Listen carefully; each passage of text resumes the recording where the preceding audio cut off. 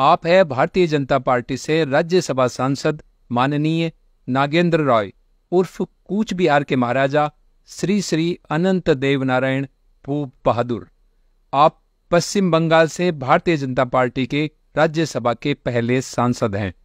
आजकल आप बंगाल से दूर राजस्थान, गुजरात, मध्य प्रदेश और महाराष्ट्र के दौरे कर रहे हैं।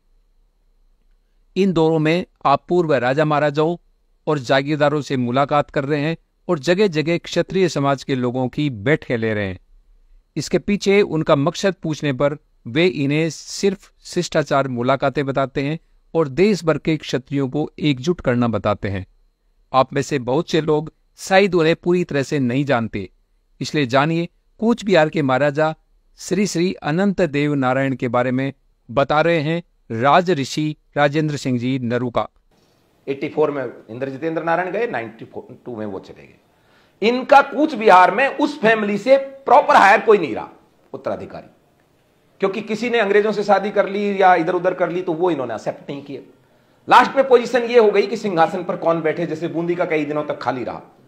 इनके यहां लोग इकट्ठे हुए और उन्होंने महाराज कामतेश्वर के पीढ़ी में वंश में प्रॉपर व्यक्ति को छांटना शुरू किया। 2 साल में वो इस नतीजे पर पहुंचे कि बोगई गांव आईओसी में जो नौकरी कर रहे हैं मिस्टर नगेंद्र राय, इनको लाया जाए, इनका कोरोनेशन कराया जाए, इनका अधिकार बनता है और ये व्यक्ति इस काम को कर सकते हैं।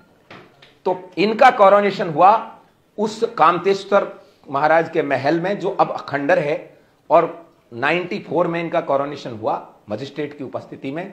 94 में कोरोनेशन तो हो गया, लेकिन इनको मिला कुछ नहीं टाइटल के अलावा। तब इन्होंने ये सोचा कि जैसा बड़े भाई अशोक सिंह जी ने कहा कि ये लोकतंत्र है और लोकतंत्र में एक ही पावर है और वो पावर है जनता की, प्रजा की। इन्होंने जनता से संपर्क किया और 4 साल के भीतर इस नतीजे पर पहुंचे कि संगठन में ही शक्ति है। Greater Cooch Behar peoples association इन्होंने बनाई और महाराज जगदीपेंद्र नारायण के परिवार के ही एक व्यक्ति को उसका अध्यक्ष बनाया। भाई ठीक है, नाम के लिए ही सही, लेकिन अध्यक्ष बनाए कुंवर अनिलेंद्र नारायण। वो भी अब दुनिया में नहीं रहे।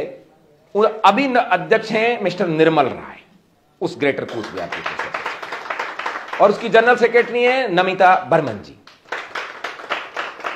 इस greater Cooch Behar peoples association ने धीरे धीरे अपने लोगों को रीयूनाइट किया, एम्पावर्ड किया। चूंकि इनके क्षेत्र में शरणार्थी बांग्लादेशी आते थे और कूच बिहार को छोड़कर दूसरे बंगाल के हिस्से के आके इनकी सारी जमीन जायदाद पर उन्होंने कब्जा कर लिया। इनके लोग दर बदर भटकने लगे, बिना राजा के कोई मतलब लीडरशिप के कुछ होता नहीं है। राजवंशी क्षत्रिय समुदाय का वहां पर आज भी 60% पॉपुलेशन है इस नॉर्दर्न बंगाल में, ग्रेटर कूच बिहार का जो एरिया है इसके अंदर। पब्लिक तो थी इनके पास, लेकिन महाराज जगदीपेंद्र नारायण के साथ जो अनर्थ अन्याय किया उस कारण ये लोग वोटिंग का बहिष्कार करते थे, ये वोट करते ही नहीं थे। परिणाम ये होता था कम्युनिस्ट वाले जीतते चले जाते, बिना वोट के जीत जाते हो आराम से। आपको बताने की जरूरत नहीं है बंगाल में क्या क्या रहा है, उस समय तक तो और भी बुरा हाल था। लेकिन इन्होंने रेसिस्ट करना शुरू किया, उनका विरोध करना शुरू किया, उन बांग्लादेशियों का, उन बंगालियों का और उन रोहिंग्याओं का। परिणाम यह हुआ कि लोग जानने लगे कि यह है कौन, greater Cooch Behar peoples association कौन है। कोरोनेशन में इनका नाम हो गया श्री श्री अनंत देव नारायण भूप बहादुर, जो होता ही है नॉर्मली। ये अनंत महाराज कौन है? तो फिर इनको रिकॉग्निजेशन मिला।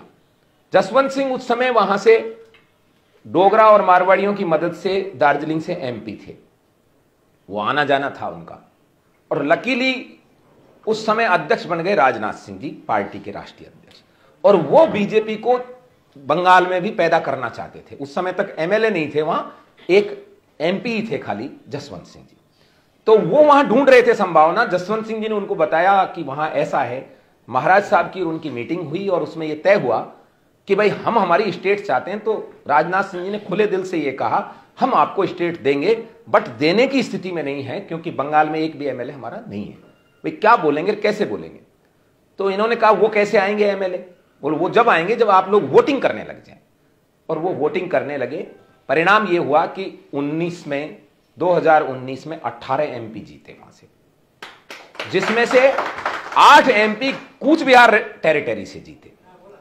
और 21 में जो विधानसभा के चुनाव हुए उसमें 72 एमएलए बीजेपी के जीते पूरे बंगाल में, और 72 में से 54 एमएलए जीते कूच बिहार टेरिटरी से। 54 एमएलए जब जीत गए, इनके यहां कार्यक्रमों में पैलेस में राजनाथ सिंह जी, जसवंत सिंह जी, आलूवालिया जी, मोदी जी जाते रहे। अमित शाह जी अब 2021 में वहां पहुंचे जब वो रिजल्ट आ गया, और वहां भोजन करने के, लंच करने के बाद उन्होंने इनसे रिक्वेस्ट किया कि एमएलए आपके हैं और हमको एक राज्यसभा सीट अभी मिलेगी, खाली हो रही है, तो हम चाहते हैं कि आप राज्यसभा में कुछ सुशोभित करें। इन्होंने कहा कि भाई मैं राज्यसभा में जाकर क्या करूंगा, मुझे तो मेरा स्टेट चाहिए अलग। राजनाथ सिंह जी जब गृह मंत्री थे तो उन्होंने सलाह दी थी कि स्टेट मत लो, आप यूनियन टेरिटरी ले लो, ताकि पॉपुलेशन वाला झपड़ा नहीं रहेगा। यूनियन टेरिटरी में क्या है, वो ज्यादा बजट दिया जा सकता है। इन्होंने एक्सेप्ट कर लिया, और अमित शाह जी ने भी इनको अश्योर कर दिया कि हम आपको यूनियन टेरिटरी देंगे, लेकिन चुनाव से जस्ट पहले देंगे, ताकि चुनाव पर इसका बेनिफिट लिया जा सके। ये राज्यसभा में सितंबर 2023 में पहुंच गए, और राज्यसभा में रहते हुए इन्होंने महसूस किया कि यूनियन टेरिटरी के लिए और संघर्ष करना पड़ेगा, और यह संघर्ष जारी है इनका। पिछले साल, इसी साल 24 फरवरी 2024 को मुझे इन्होंने वहां चीफ गेस्ट के तौर पे बुलाया था चिल्लाराय जी की जयंती में। वहां जाकर मैंने देखा कि लाखों लोग महाराज साहब के अनुयायी हैं, और वो सीधे नहीं खड़े होते, प्रणाम करते हैं। इसका मतलब महाराज साहब का जबरदस्त वहां सम्मान है। और अभी रिसेंटली 21 जून को मैं गया, और मैं लेट हो गया, मेरे साथ प्रतापपुरी जी महाराज थे। रात को 12 बजे तक भी 10 से 15 हजार आदमी पहले इसमें इकट्ठे थे, और फिर 1 घंटे उन्होंने प्रोग्राम और किया, वही अप्सराओं वाला डांस वगैरह सब आप देखना, कोई एक ने देखा भी होगा आप में से कुछ लोगों ने। आपको फर्क ही नहीं लगेगा कि टीवी वाले तो कुछ भी नहीं दिखा पाते, टीवी वालों की इतनी क्षमता ही नहीं है कि एक साथ 300 बच्चियों को दिखा दें।